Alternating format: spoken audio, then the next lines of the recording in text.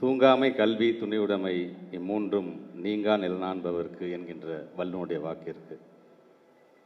நமது நெஞ்சமெல்லாம் நிறைந்திருக்கின்ற முத்தமிழறிஞர் கலைஞர்களுடைய விளக்க உரை என்பது காலம் தாழ்த்தாத விரைவான நடவடிக்கைகளும் அறிவுடைமையும் துணிவும் நாடாளுகின்றவர்களுக்கு தேவையானவையையும் நீங்காமல் நிலைத்திருக்க வேண்டியவையுமான பண்புகளாகும் என்கின்ற அந்த விளக்க உரையோடு நடைபெற்று கொண்டிருக்கின்ற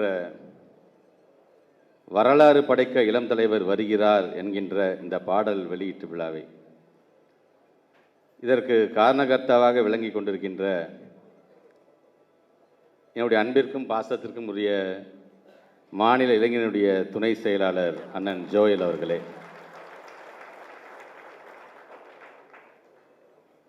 மற்றும் இதிலே பங்கு பெற்று நம்மை எல்லாம் பெருமைப்படுத்தி கொண்டிருக்கின்ற மாநில இளைஞனுடைய துணை செயலாளர்கள் சகோதரர்கள் இன்பா அவர்களே, இளையராஜா அவர்களே, அப்துல் மாலிக் அவர்களே, பிரகாஷ், பிரபு, கஜேந்திரன், சீனிவாசன், ராஜா, ஆனந்த்குமார் உள்ளிட்டோருக்கும் நிறைவாக நன்றியுரையாற்ற இருக்கின்ற சென்னை மேற்கு மாவட்டத்தினுடைய அமைப்பாளர் சகோதரர் பிரகாஷ் அவர்களுக்கும் இந்த நிகழ்ச்சி இவ்வளவு சீரும் சிறப்பாக நடைபெறுவதற்கு காரணமாக விளங்கி கொண்டிருக்கின்ற சென்னை மண்டல இளைஞனுடைய மாவட்ட அமைப்பாளர்கள், அன்பு சகோதரர்கள், சட்டமன்ற உறுப்பினர்கள் எபினேசர், பிரபாகர் ராஜா உள்ளிட்டோருக்கும், பிரகாஷ், ராஜா, அன்பழகன், மதன்குமார், வானவில் விஜய் உள்ளிட்டவர்களுக்கும், மற்றும் இந்த நிகழ்விலே கலந்து கொண்டு நம்மை எல்லாம் பெருமைப்படுத்தி கொண்டிருக்கின்ற மாவட்ட, மாநகர, ஒன்றிய, நகர, வட்ட, கிளை, பாக, பகுதி அமைப்பாளர்கள், துணை அமைப்பாளர்கள் உங்கள் அனைவருக்கும் முதலினுடைய வணக்கங்களை நான் தெரிவித்துக் கொள்கின்றேன். இந்த பாடலை பாடிய திரைப்பட பாடகர் அண்ணன் மனோ அவர்களுக்கும், இசையமைத்திருக்கின்ற அன்பு சகோதரர் மாரி சக்தி அவர்களுக்கும், அவருடைய குடும்பத்தை சார்ந்திருக்கின்றவர்களுக்கும், மற்றும் வருகை தந்திருக்கின்ற பத்திரிகைத்துறை, ஊடகத்துறை சார்ந்திருக்கின்ற நண்பர்களுக்கும் என்னுடைய வணக்கம். யாருடைய பிறந்த நாளை இன்றைக்கு நாம் மகிழ்ச்சியோடு கொண்டாடி கொண்டிருக்கின்றோம்?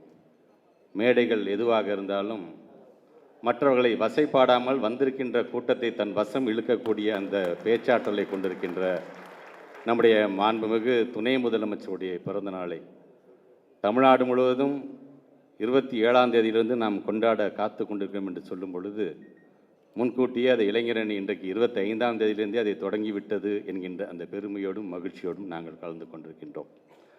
ஆக இந்த நிகழ்ச்சி என்று வரும்பொழுது இங்கே கூட்டத்தில் இருக்கின்ற நம்முடைய தம்பிகள் காலம்பரம் 9:30 மணிக்கு இந்த கூட்டம் என்று சொன்னால், இன்றைக்கு நம்முடைய இளைய சமுதாயம் உடனடியாக எந்திரிச்சு கிளம்பி உடனடியாக அரங்கத்துக்கு வந்து இதை முடிச்சுட்டு அடுத்து உங்கள் வேலையை நீங்கள் பார்க்க வேண்டிய ஒரு அவசியம். இது காலத்தின் கட்டாயம் தான், இல்லை என்று சொல்லி ஒவ்வொருத்தரும் ஒரு வேலை இருக்கும்.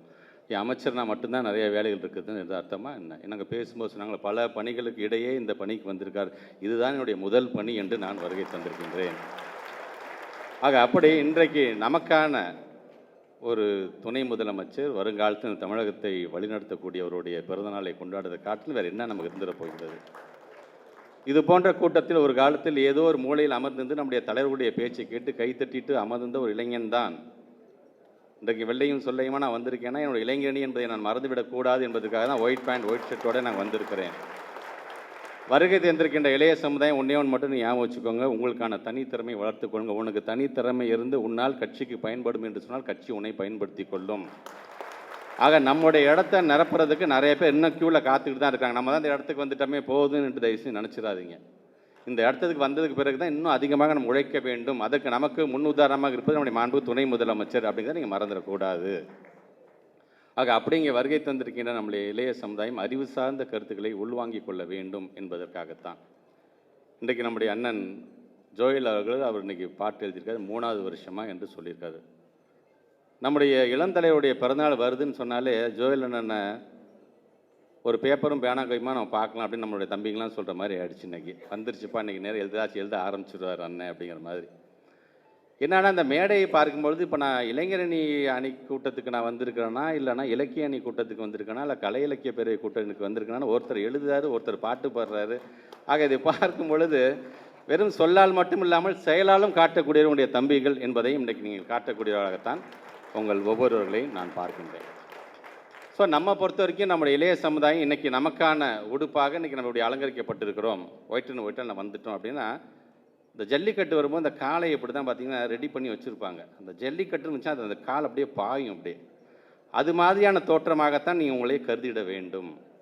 ஜல்லிக்கட்டு காளையாக இருக்க போகிறோம்னா மலையில் பெஞ்ச காளான்களாக நம்ம இருக்க போகிறோமா என்பதை நீங்கள் தான் முடிவு செய்து கொள்ள வேண்டும். ஆக நமக்கான அந்த கொள்கை பிடிப்பதற்கு நமக்கான கொள்கை இருக்கிறது என்கின்ற விதத்தில் நீங்கள் ஒவ்வொருவரும் இன்றைக்கி பணியாற்றிட வேண்டும் என்பதுதான் என்னுடைய ஆசை. இந்த AK-47 அப்படின்னு சொல்கிறோம்ல, மிகப்பெரிய பவர்ஃபுல் ஒரு மிஷின் கன் நம்ம சொல்கிறோம். ஆனால் நம்ம இயக்கத்திற்கு MK-24 இருக்குது, நம்முடைய இயக்கத்திற்கு MKS-53 இருக்குது. இப்போ புதுசாக ஒரு வெப்பன் வந்திருக்கு, MKUS-77 அப்படிங்கிற மிகப்பெரிய ஒரு வெப்பன்.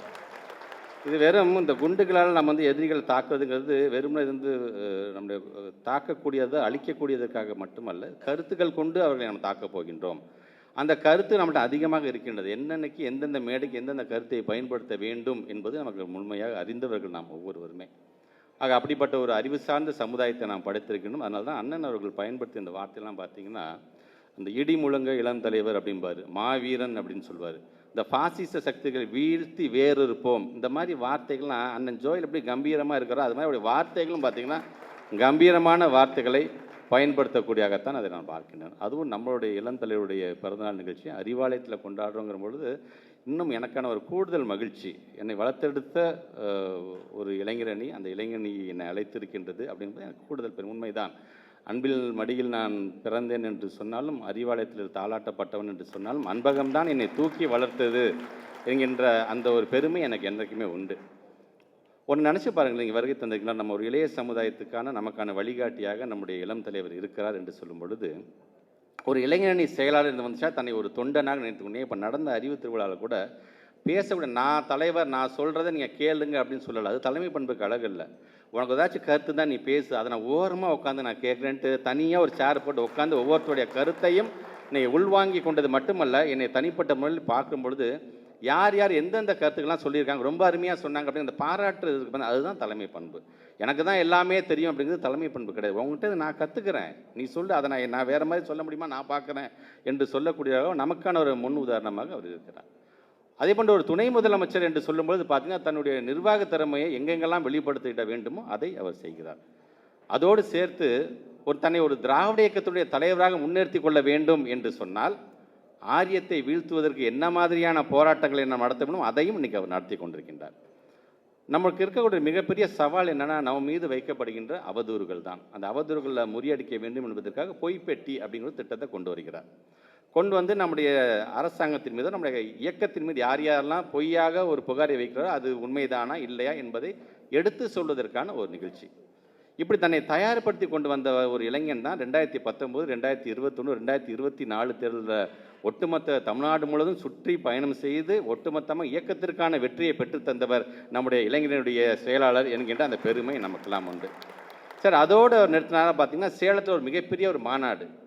அந்த மாநாட்டை கூட்டி அவர் பேசும்பொழுது கூட லட்சக்கணக்கான என்னுடைய இளைஞர்களை நான் அழைத்திருக்கிறேன், இங்கே அவர்கள் கூடியிருக்காங்க என்று எண்ணிக்கையின் அடிப்படையில் சொல்லலை. நான் இளைஞர்களை கூப்பிடவில்லை, நான் அதிகப்படியாக நான் கொள்கை வீரர்களை நான் அழைத்திருக்கின்றேன் என்று அவருடைய எண்ணங்களை அங்கே அவர் பிரதிபலிக்கின்றார். சரி, அதோடு அவர் நிறுத்தினாரா?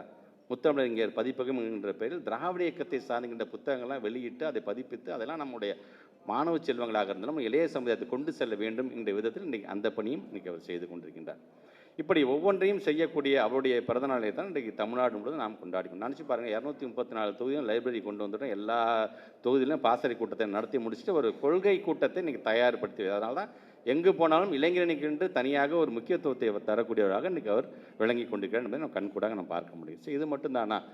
துணை முதலமைச்சராக அவர் என்னென்னலாம் செய்திருக்கார்? செஸ் ஒலிம்பியாடு கொண்டு வந்ததுலேருந்து ஃபார்முலா F4 கார் ரேஸ் கொண்டு வந்தது, எவ்வளோ இடைப்பாடுகள் அதெல்லாம் கடந்து அதை வெற்றிகரமாக நடத்துனதுலேருந்து ஒரு ஹாக்கி போட்டி அப்படி வந்துச்சுன்னா ஒரிசா மாநிலத்தில் தான் நடந்துச்சு, அதை கொண்டு வந்து தேசிய லெவலாக இருந்தால் ஏஷியன் லெவலாக இருந்து, ஏன் இன்றைக்கி வேர்ல்டு கப் ஹாக்கி மதுரையிலும் சென்னையிலும் நடத்துவதற்கான அந்த வழிவகை செய்ததுலேருந்து, சரி நீ சாதிக்க நினைக்கிறியா, உனக்கு டேலண்ட் இருக்கா, நீ கவலைப்படாதா என்று சொல்லி சாம்பியன்ஸ் ஃபெடரேஷன் தனியாக இன்றைக்கி ஆரம்பிக்கப்பட்டு அதன் மூலமாக நம்முடைய இளைய சமுதாயத்துக்கு உதவிட வேண்டும்.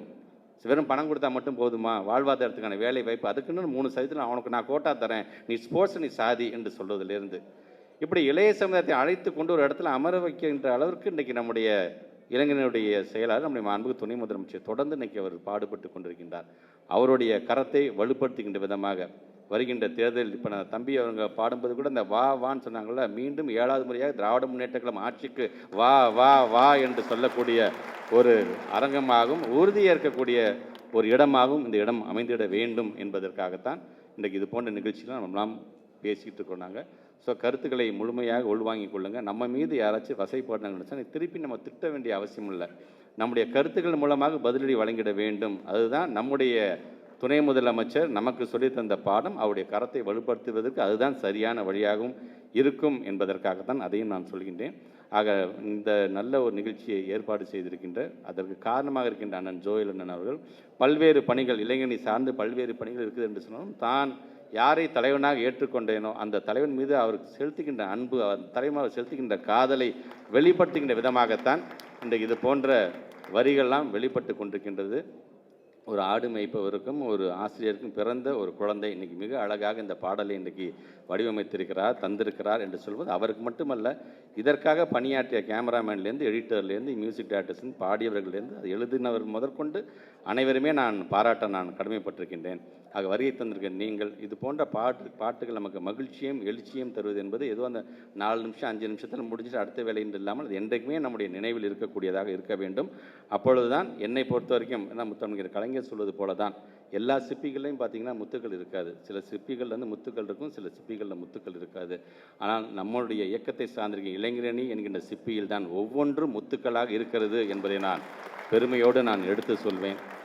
தோண்டுகின்ற சுரங்கள் எல்லா சுரங்கத்திலையும் தங்கக்கட்டி கிடச்சிடாது. ஆனால் நம்முடைய இளைஞரணி என்ற சுரங்கத்தில் தோண்ட தங்கக்கட்டிகளில் சிங்க குட்டிகளாக இன்னும் 5 மாதத்தில் வேட்டையாட காத்து கொண்டிருக்கின்ற சிங்க குட்டிகளாக எங்களுடைய இளைஞரணி தம்பிகள் இருக்கின்றார்கள். வேட்டையாடுகிறது என்று சொல்லுவது மனித வேட்டை அல்ல, வாக்கு வேட்டையில் நாம் வெல்வோம். வாக்கு வேட்டை நடத்துவதற்கு நாம் நம்ம இன்றிலிருந்தே தயார்படுத்திக் கொள்வோம் என்று உறுதி செல்லுகின்ற ஒரு நிகழ்வாகவும் இந்த நிகழ்வு அமையட்டும் என்று சொல்லி உங்களோடு சேர்ந்து நம்முடைய துணை முதலமைச்சர் பல்லாண்டு காலம் வாழ்க வாழ்க வாழ்க என்று வாழ்த்தி இந்த உரையை நிறைவு செய்கிறேன். நன்றி, வணக்கம்.